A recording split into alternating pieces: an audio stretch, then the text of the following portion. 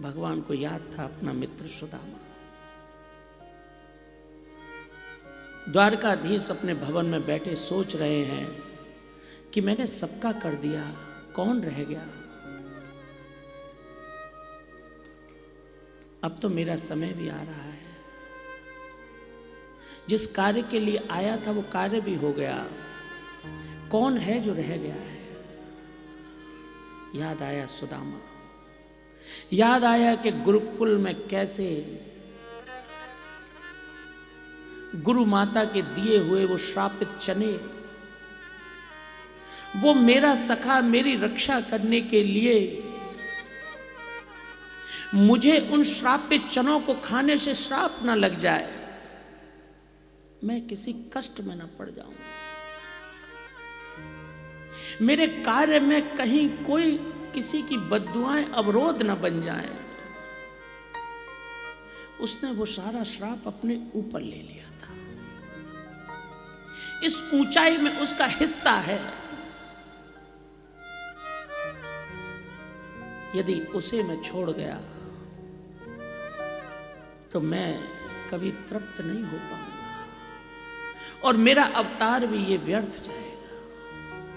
ठाकुर जी को पता थी कि वो मेरा ऐसा मतवाला है कि मेरे पास आएगा नहीं, मरते मर जाएगा। पर उसे पता है कि यदि मैंने कुछ मांगा तो गोविंद रुक नहीं पाएगा और उसके कार्यों में अवरोध होगा, इसलिए वो आएगा नहीं मेरे पास कुछ मांगने। मुझे खुद जाना पड़ेगा। भगवान योगी बन सुदामा के घर पहुंच गए, मैया से मांगा।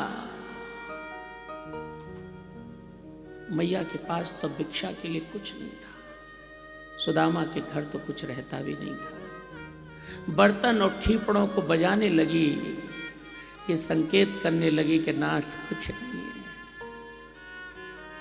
कुछ भी नहीं है। भगवान जान गए।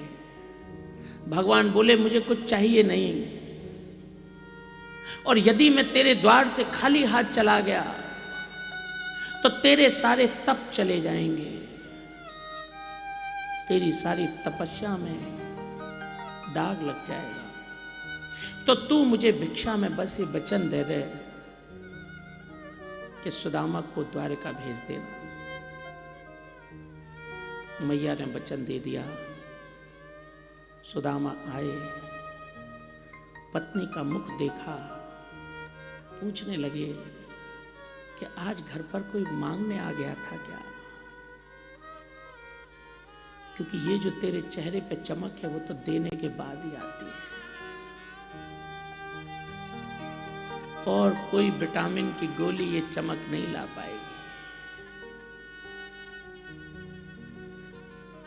ये ऊंचाई तो दे के ही प्राप्त की जा सकती है।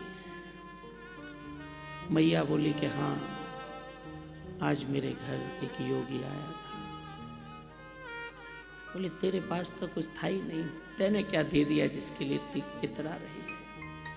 बोली मैंने उसे वचन दे दिया कि आप द्वारका जाओगे। बोले मैं जानता हूं कौन आया था। सुदामा बोले मैं नहीं जाऊंगा। मैया बोली भिक्षा में दिया हुआ वचन है। सुदामा बोले चला जाऊंगा। भगवान जिसे जनाना चाहे उसे कौन नहीं जान पाएगा। ईश्वर चाहे कि तू आ मेरे पास और तू ना आवे, ये कैसे संभव है।